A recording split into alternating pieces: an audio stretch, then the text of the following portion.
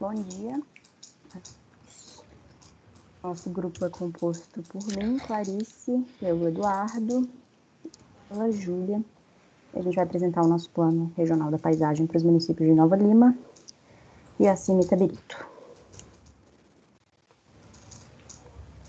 Como ponto de partida, para o desenvolvimento do plano, a gente retomou a divisão das unidades, que são 5, e entendendo a paisagem como uma formuladora de identidade de um imaginário coletivo, fica claro por que as unidades de paisagem se configuram como ponto de partida para orientação e definição do plano da paisagem.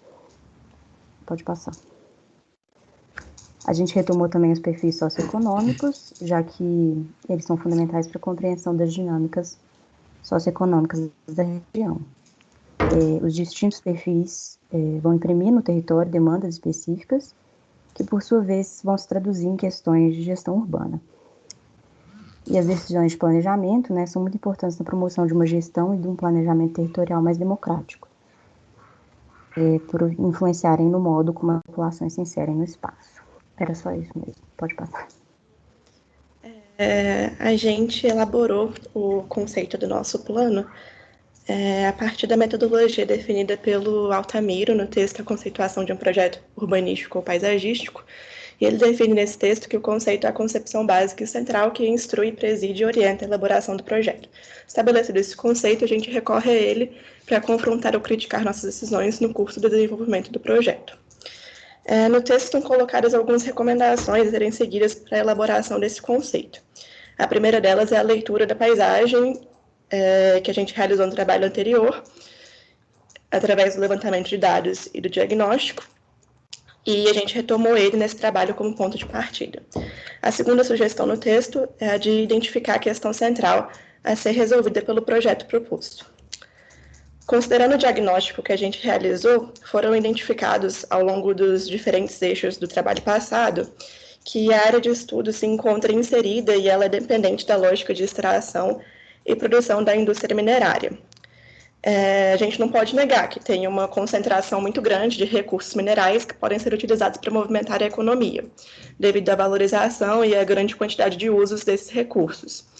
Mas, mesmo esses recursos engrandecendo a região, eles também podem, essa exploração, na verdade, pode levar à ruína dessa região por alguns motivos que a gente identificou 2 para esse trabalho, que no caso são os recursos minerais não são renováveis, portanto, seu esgotamento é certo de acontecer em algum momento, o que transformaria a economia crescente em um mero fantasma, e o outro é que, até atingir total esgotamento desses recursos, os danos ao ecossistema, à paisagem e ao meio ambiente da região têm grande potencial de denegri-la, ao ponto de que ela também seja abandonada eventualmente, tanto pelas mineradoras quanto pelos moradores.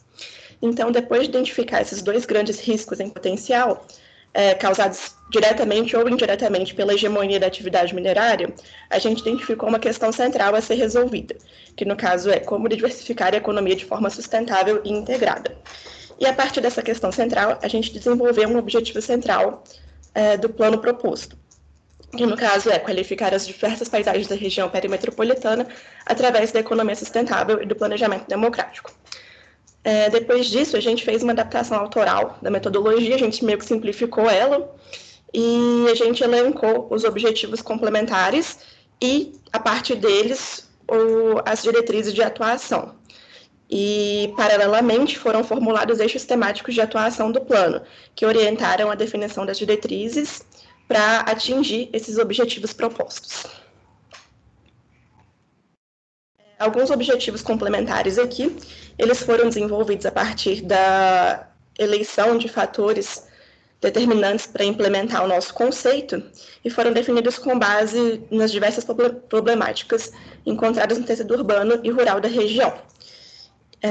E aqui eu coloquei alguns, diversificar só para assim, resumir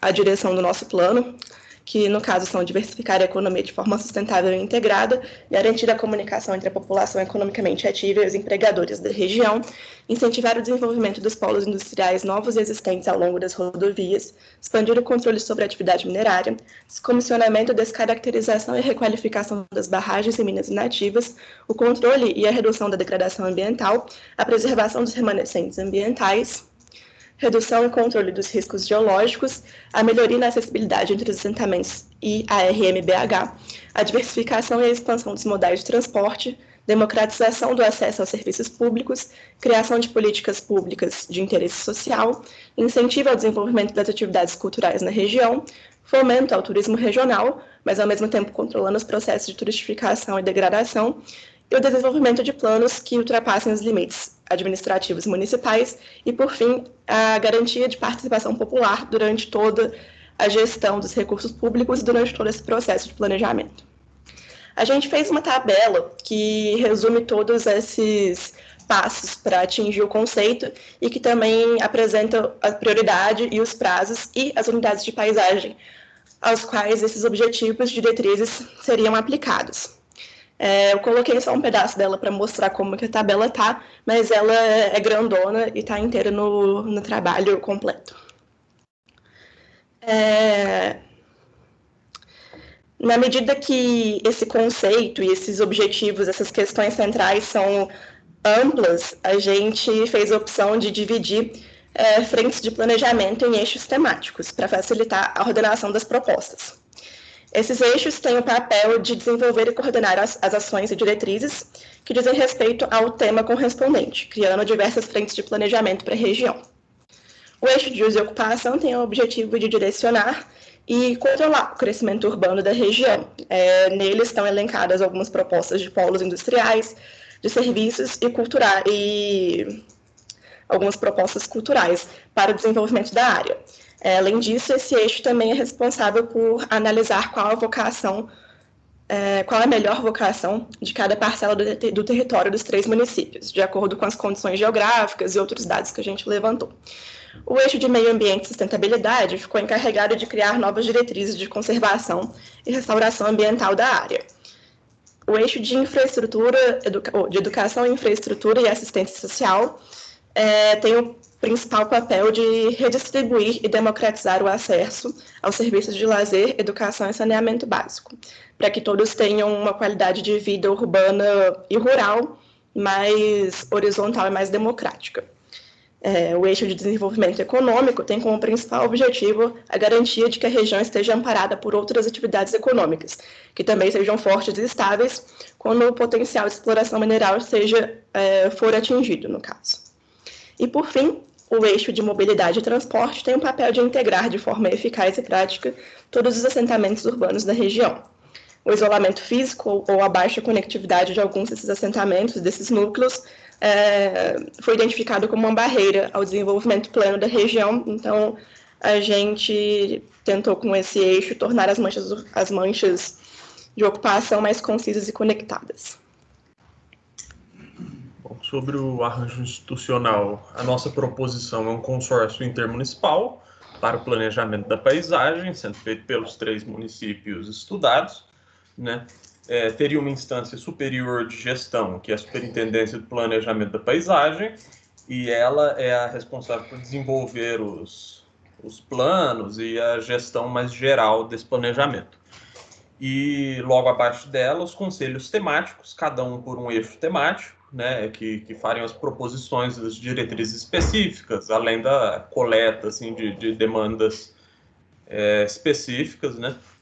E, além disso, tem a proposição também do acontecimento de uma Assembleia Deliberativa Regional a cada 2 anos para a coleta de demanda da população, ouvidoria, discussão e etc.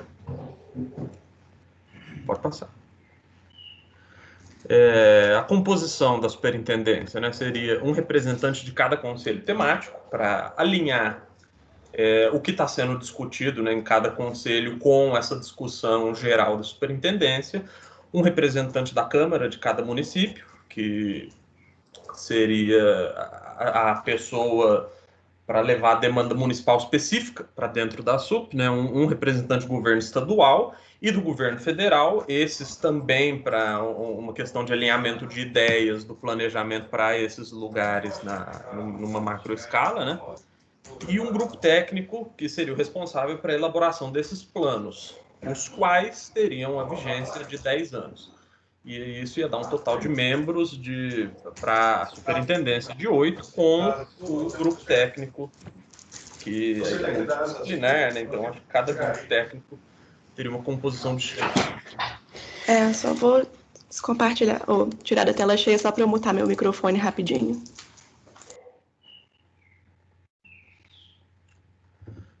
Os conselhos temáticos, né?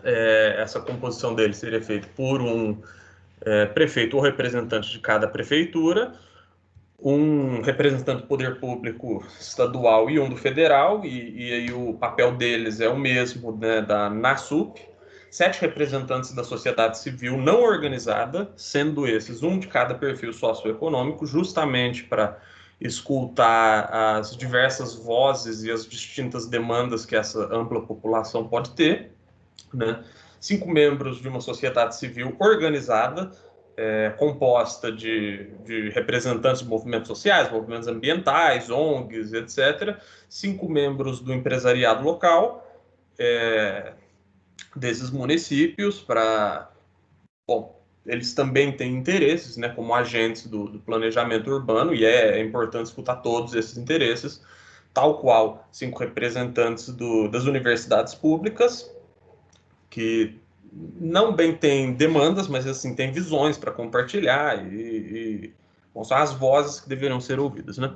E uma assessoria técnica específica de cada conselho para dar o apoio para a população mais leiga sobre alguns assuntos que podem vir a entrar em pauta dentro desses conselhos, né, dessas reuniões. O total de membros seria 38, total de votos 9. E a nossa Assembleia Deliberativa Regional, com repetição bianual, né, contaria com o prefeito especificamente de cada município, o presidente da Câmara de cada município, os 5 representantes da superintendência em cada conselho temático, um representante do governo estadual, um representante do governo federal, os representantes da sociedade civil em cada conselho, com presença obrigatória. É importante frisar isso, por quê? Porque existem ouvidorias, existem assembleias deliberativas e consultivas hoje em dia, mas não há obrigatoriedade de presença da população, o que pode gerar um esquecimento, né, dessas vozes e dessas demandas. E aí, essa imposição de presença sobre esses entes que participam dos conselhos vem justamente para garantir que alguém da sociedade vai estar lá, seja ele ligado ao processo de planejamento ou não.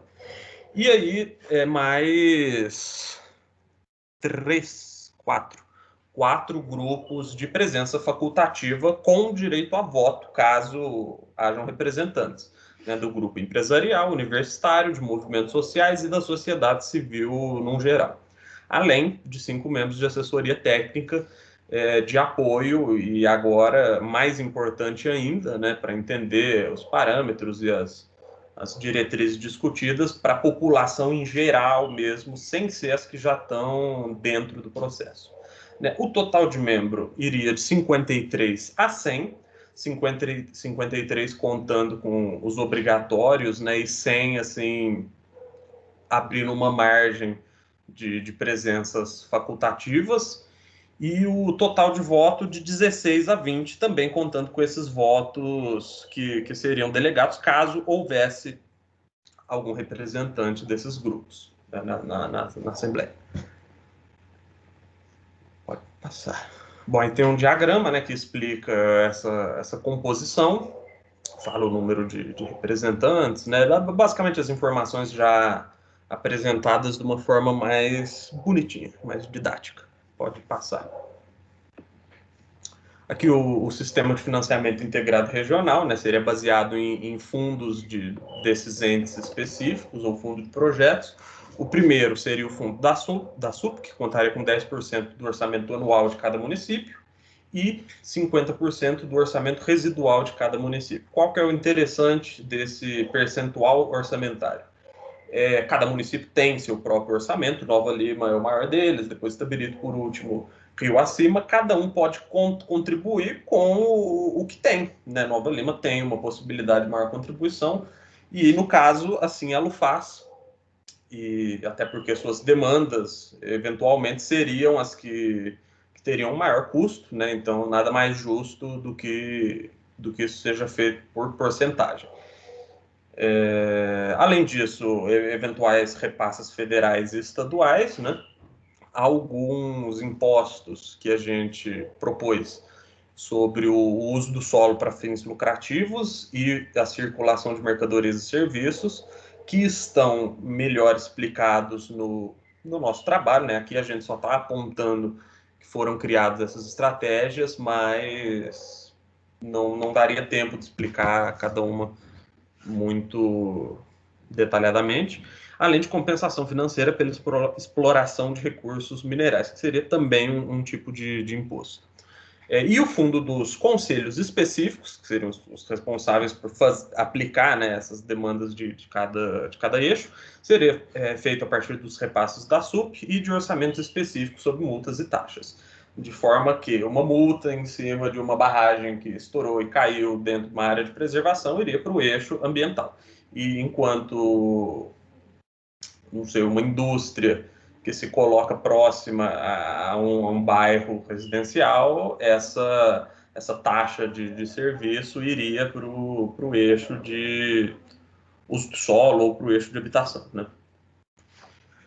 Além disso, também conta com financiamento de projetos específicos na forma de parcerias público-privadas, investimentos setoriais privados ou contrapartidas ambientais, paisagísticas e sociais que algumas empresas podem aplicar de acordo com alguma demanda que elas tenham de serviço na região, né? O Estado pode cobrar esse tipo de ação. Pode passar. Aqui mais um diagrama, também falando sobre a mesma coisa que já foi apresentada de um modo mais fluido. Pode passar também. Bom, nesse momento do trabalho, a gente entra nos mapas que foram desenvolvidos, né, nessa representação gráfica das nossas diretrizes. Então, dentro do eixo de ocupação do solo, a gente parte da necessidade de se diversificar a matriz econômica da região, né, que parte do nosso objetivo central, e por isso foram estabelecidas novas áreas de expansão industrial, esta seguindo as rodovias principais das unidades 1 e 3, que são, respectivamente, os planaltos e vales de expansão metropolitana e serras metamórficas de mineração e alto risco, e, em especial, nas áreas próximas ao balneário Águas Limpas. Além disso, também foi proposta a retomada e expansão do antigo polo industrial de Rio Acima, que no final da década de 60 teve que assistir ao fechamento das 2 siderúrgicas que constituíam a base da economia local. Além disso, foi proposta a criação de parques tecnológicos em áreas passíveis de expansão e o desenvolvimento de políticas de concessão de terrenos a empresas que visem investir na região por meio de novas matrizes produtivas. Essas diretrizes, né, que norteariam o avanço de economias alternativas na região. E, por fim, foram propostos núcleos de pousadas, hotéis e restaurantes ao longo da unidade Paisagem 2, que chama Vale de Baixa Densidade da Bacia do Velhas, em especial nos núcleos urbanos de São Sebastião das Águas Claras e Acuruí, de forma, né, a oferecer e ampliar a infraestrutura adequada às crescentes atividades de ecoturismo na região. Aí pode passar. Nesse slide a gente listou todas as diretrizes, inclusive as que não foram mapeadas, mas eu acho que eu vou manter a minha explicação mesmo nos mapas. Então, vou passar para o próximo. O eixo de meio ambiente e sustentabilidade busca, no geral, né, preservar o patrimônio ambiental da região. Então, essa perspectiva foi percebida uma alta concentração de atividades mineradoras, né, em especial na unidade de paisagem 3, e, em consequência, barragens de contenção de rejeitos em abundância, o que configura um risco, né, ambiental para a região. Então, a partir disso, foram propostas diretrizes de recuperação de cavas e planos de descomissionamento e descaracterização de barragens. Com base no mapeamento prévio que a gente fez no TP2, dos níveis de risco de cada uma, dividimos essa diretriz em pontos de descomissionamento prioritário e não prioritário, sendo de alto nível de risco as prioritárias e as de médio e baixo risco sendo alvo de um descomissionamento secundário, que está mapeado, né, nessa diferença de cores dos ícones. O vermelho escuro é o descomissionamento prioritário, o amarelo não prioritário. Além disso, corredores de vegetação permanente, programas de reflorestamento de mata ciliar, desassoreamento e renaturalização de cursos d'água, foram pensados no intuito, né, de requalificar as paisagens naturais da região, assegurando a salubridade dos rios e a incorporação desses elementos naturais no contexto urbano. E essas ações, especificamente aplicadas sobre os rios, foram demarcadas no território a partir do estudo precedente sobre a disposição de esgoto em rios e lagos, obtido por meio dos dados do IBGE, e a partir das áreas onde não foi percebida a cobertura vegetal próxima aos cursos d'água. Então, apontando aí algumas áreas específicas e mais problemáticas onde essas ações seriam mais importantes. Algumas medidas conservacionistas do solo, com o objetivo de evitar processos erosivos, como ravinamento e o vossorocamento posterior, né, foram adotados na unidade de paisagem 5, Depressão Urbana Distrital do Bação, que apresentam um solo propenso a tais processos. E, por fim, ações de proteção de biomas valiosos ou em risco e reflorestamento de áreas já degradadas foram espalhadas pelo território em áreas que a gente considerou, a partir dos estudos prévios, como relevantes para essa diretriz, né? Pode passar. Aí também listamos todas elas, mas pode passar, senão vai me demorar muito nisso. O eixo de educação, infraestrutura e assistência social busca promover a melhoria da infraestrutura da região e democratizar o acesso aos serviços públicos. A partir disso, a gente desenvolveu nossas diretrizes desse eixo. As áreas de expansão da rede geral de esgoto foram propostas de modo a lentamente estender a cobertura do sistema ao longo do território, né? Já que foi percebido que o alcance da rede geral se concentra nas sedes municipais e em alguns assentamentos específicos, como no Jardim Canadá, por exemplo. Por outro lado, o programa público de implantação de fossas sépticas procura garantir a oferta de saneamento básico adequado em áreas mais longínquas e de difícil alcance para diretrizes de expansão da rede geral de esgoto, como assentamentos rurais ou assentamentos afastados das centralidades principais da região.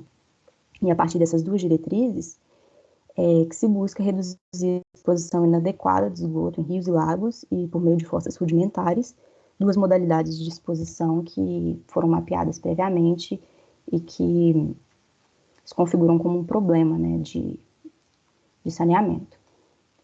Além dessas, campos universitários regionais, que foram definidos como duas localidades, o campus Honório Bicalho e o campus Bação.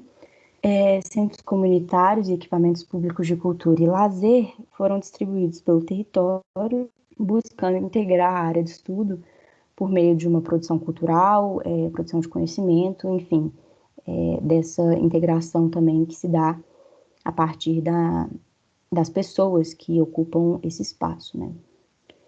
E, por fim, equipamentos de saúde e educação, projetos de habitação social, foram ordenados no território a partir da percepção de localidades vulneráveis, né, que seriam prioritárias nesse tipo de ação. Pode passar. Desculpe interromper, gostaria de avisar que já deram 25 minutos. Ok. Pode pular lá para o desenvolvimento econômico. Nesse eixo, a gente procurou apontar os caminhos para novas economias, propondo alternativas à hegemonia da mineração, que a gente já apontou.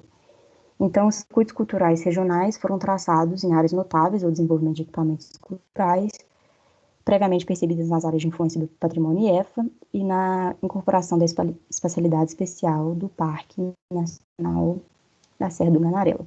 Aí a gente nomeou esses circuitos e os nomes deles são o Circuito Cultural Cachoeiras das Águas Claras, ao norte, o Circuito Cultural Ambiental do Gandarela, na área do Gandarela, e o Circuito Cultural Mares de Morros do Ação, ao sul. Além disso, feiras e festivais culturais também foram propostos ao longo do território em concordância com esses circuitos, e os corredores verdes do ecoturismo, atravessando as unidades 2 e 4, procuram oferecer infraestrutura adequada às atividades de ecoturismo presentes na região. Né? Os centros de informação ao turista também são outro instrumento que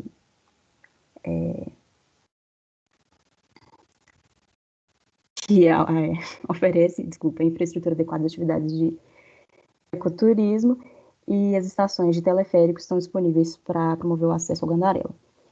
E por fim, no mapa, cooperativas e feiras agrícolas e equipamentos de especialização em cursos técnicos visam valorizar e instrumentalizar a população da região a partir de outras matrizes produtivas, né, propiciando a diversificação econômica da região que a gente está buscando. Pode passar para a mobilidade. E, por fim, no último eixo de mobilidade e transporte, foi proposta a duplicação e pavimentação completa das rodovias principais, requalificando elas de forma que o trânsito rodoviário se dê de uma maneira fluida e segura, né?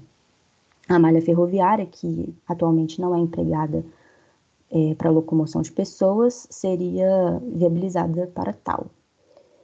E essa diretriz visa a incorporação de um novo modal de transporte nas dinâmicas de deslocamento da região.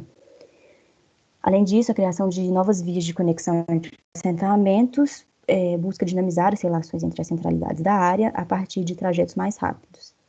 E a partir dessa criação de novas conexões entre os assentamentos, surgem as propostas de criação de novas linhas de ônibus e de inserção de linhas de bonde. As estações ferroviárias e as estações intermodais, como os pontos fixos no território, gerenciam esses trânsitos regionais e consolidam a interligação do território. Por último, uma ação de infraestrutura para trilhas e mobilidade vinculada ao ecoturismo, como um todo, se configuram como ações essenciais para o desenvolvimento das atividades de ecoturismo na região, e eles são posicionados em pontos cruciais no território relacionados a essa atividade. Prontinho. Sobre as unidades, então vamos correr. A gente pode já começar passando para o slide da unidade, né? Bom, tem os dois croquis, né, da paisagem existente e da paisagem proposta. Foca na paisagem proposta, porque nós não vamos falar da existente, Júlio. Bom, para essa área, o que é proposto em questão de ocupação? Uma mancha urbana contínua, majoritariamente horizontalizada, de média densidade ocupacional, com possibilidade de maior altimetria longe das rodovias. Além disso, é possível observar aí, né, a reserva das áreas remanescentes florestais para a criação de futuros parques urbanos e a malha viária que integrasse os assentamentos de forma ideal, né? Pode passar. Bom, aí na unidade 2, a gente tem a continuação do modo de ocupação que é vigente, né, desses novos assentamentos não contínuos, no entanto, reforçando a abertura deles, né, a não existência de barreiras físicas ou visuais, além a malha principal seria apenas para atravessamento dessa região, com uma malha viária secundária ligando os assentamentos nessas rodovias principais. Além disso, também a gente pode observar os corredores verdes do ecoturismo, que são bem presentes nessa região, tal como as centralidades de apoio e serviço ao ecoturismo, onde há a possibilidade de maior verticalização e maior adensamento dos núcleos urbanos. Pode passar. Para a unidade 3, que é a que tem a menor dinâmica urbana, a gente propôs, por causa das suas invariantes estruturais similares à da primeira unidade de paisagem, a continuação do método de ocupação do solo vigente nessa unidade, que seria a mancha urbana contínua, com uma malha viária suficiente, né? Média ocupação, média densidade ocupacional e baixa altimetria. Também pode continuar, pode passar. Para a unidade 4, é visível assim, mais as diretrizes pontuais, né, que é a criação do teleférico, a criação dessas áreas de preservação de biomas de risco, infraestruturas de apoio ao ecoturismo e os corredores verdes do ecoturismo. Pode passar. Na unidade 5, também tem a conservação desse modo vigente de ocupação do solo, né, nesses distritos e núcleos urbanos, porém a gente propõe o crescimento e o adensamento, né, com a verticalização desses assentamentos existentes. Né? Além disso, a malha viária, que visa melhorar a integração entre esses assentamentos, e as áreas de conservação.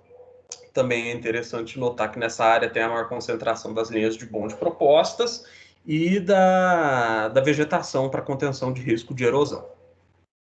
Pode passar. Por último, uma conclusão que a gente roubou da Comissão Europeia da Paisagem e fez algumas adaptações, né? Porque quanto mais a gente foi fazendo esse estudo e essas propostas para a paisagem, mais a gente entendeu como é complexa essa definição da paisagem, né? A paisagem contribui com a elaboração da cultura local e representa uma componente fundamental do patrimônio cultural e natural do território, contribuindo com o bem-estar e com a satisfação do ser humano, além da consolidação da sua identidade local. A paisagem representa um elemento-chave no bem-estar do indivíduo, individual e social. Sua conservação, sua gestão e sua planificação é um direito e uma responsabilidade de cada indivíduo. E da mesma forma, a gente separou um trecho mais lúdico do Ítalo Calvino, Cidades Invisíveis, né, que ele fala sobre, assim, em partes, um pouco sobre esse processo de desenvolvimento da cidade e onde que o planejamento entra nesse desenvolvimento, né? Talvez toda a questão seja saber quais palavras pronunciar, quais gestos executar e em que ordem e ritmo.